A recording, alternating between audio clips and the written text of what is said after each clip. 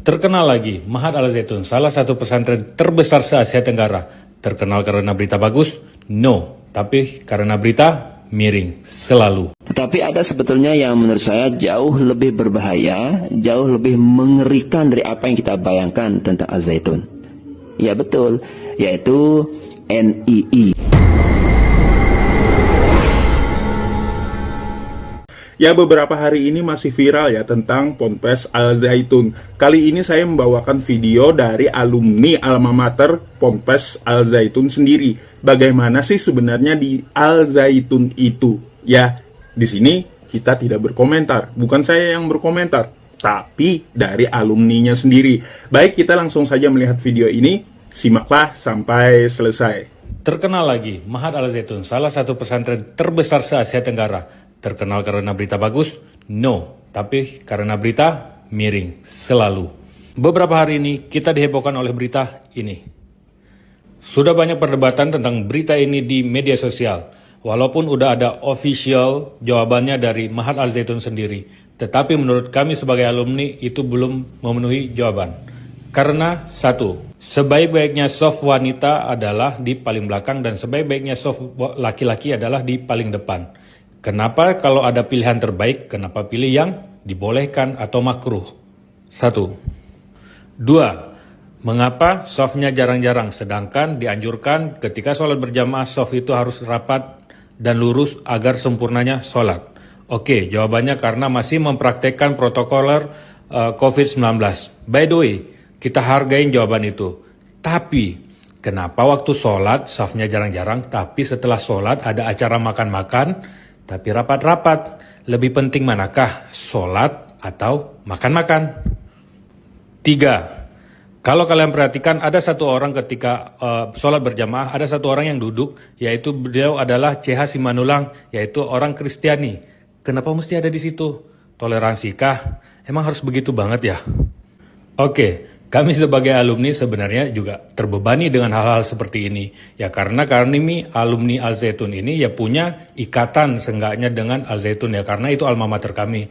Kami terbebani saat kami dipertanyakan oleh keluarga kami, dipertanyakan oleh lingkungan kami.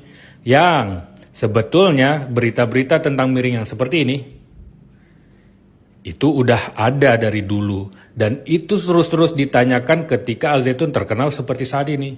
Itu bikin kami pusing. Jadi menurut kami stoplah bikin sensasi-sensasi yang bikin orang memancing untuk mempertanyakan Al Zaitun itu siapa, dari mana, apa, dan bagaimana. Please dong, jangan bikin sensasi terus. Masa kita alumni dibebani hal-hal kayak gini? Masa situ yang bikin sensasi, kita yang harus nyebokin?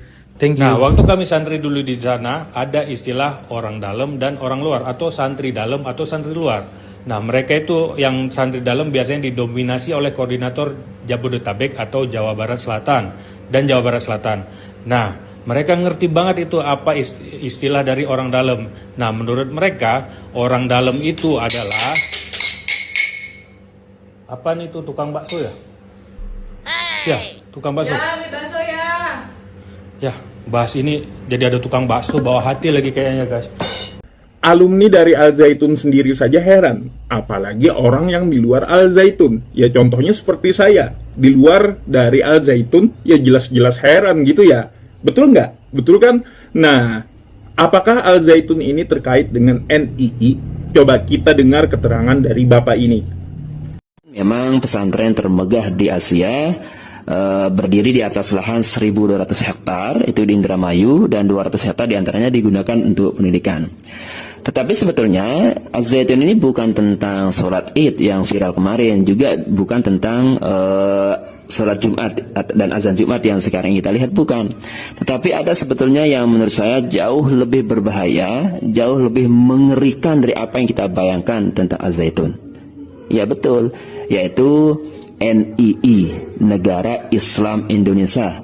Ini sejak tahun sudah mendirikan itu, dan bahkan mereka sudah membentuk kabinet NII, sehingga sewaktu-waktu ketika mencapai puncaknya, maka otomatis kabinet itu sudah akan diresmikan. Memang zaman SBY NI ini pernah diselidiki tetapi tidak ada bukti sehingga kasus tersebut dihentikan. Tetapi kenyataannya NI tetap berjalan, rekrutmen itu tetap berjalan. Mereka direkrut dengan cara-cara yang berbeda, terutama mereka yang yang tamatan SMA yang tidak memiliki pengetahuan dasar tentang agama itu banyak sekali. Memang sih tidak semuanya komunitas Az-Zaitun itu menjadi NI. Sebagian kecil ada yang memang masyarakat biasa dan sebagian yang lain itu memang NI. Dan ini memang betul pengakuan dari mantan kepala NI Crisis Center yaitu Sukanto salah satunya.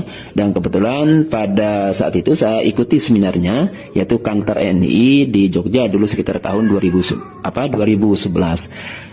Pengakuannya luar biasa, sangat-sangat mengerikan. Jadi menurut saya pemerintah hari ini harus betul-betul bertindak, jangan sampai NI ini kembali bangkit.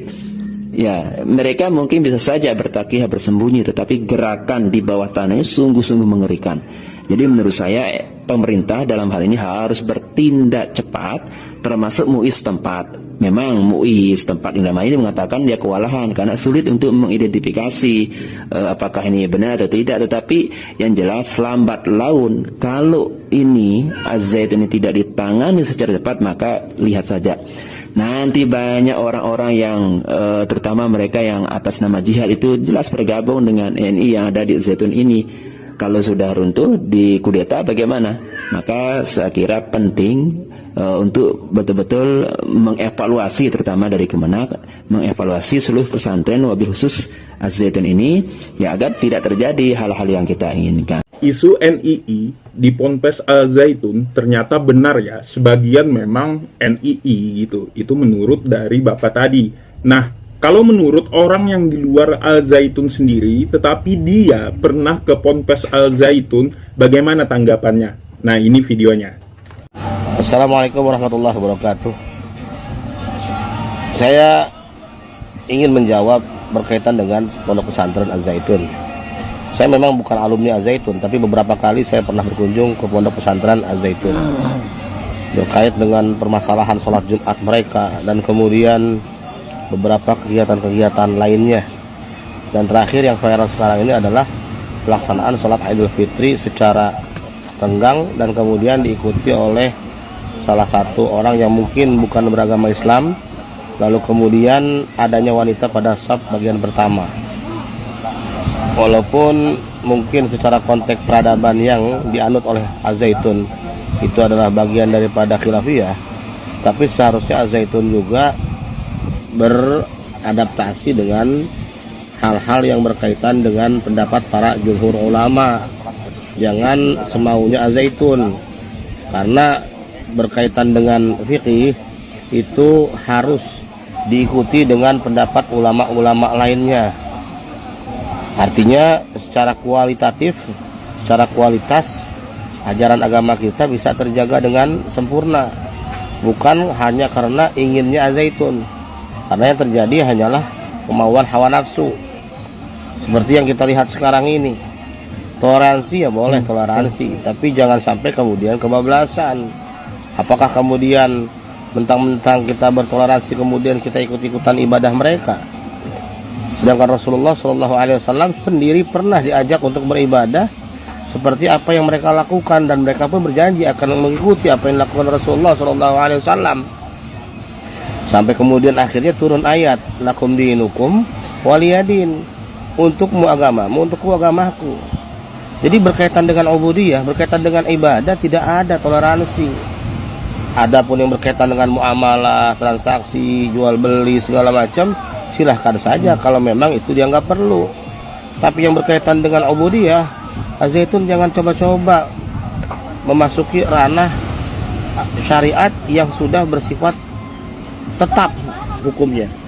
Jadi tolonglah Az-Zaitun, jadilah pondok pesantren yang bisa mengajarkan peradaban yang sebenarnya sesuai dengan apa yang diajarkan oleh para ulama-ulama salafus saleh.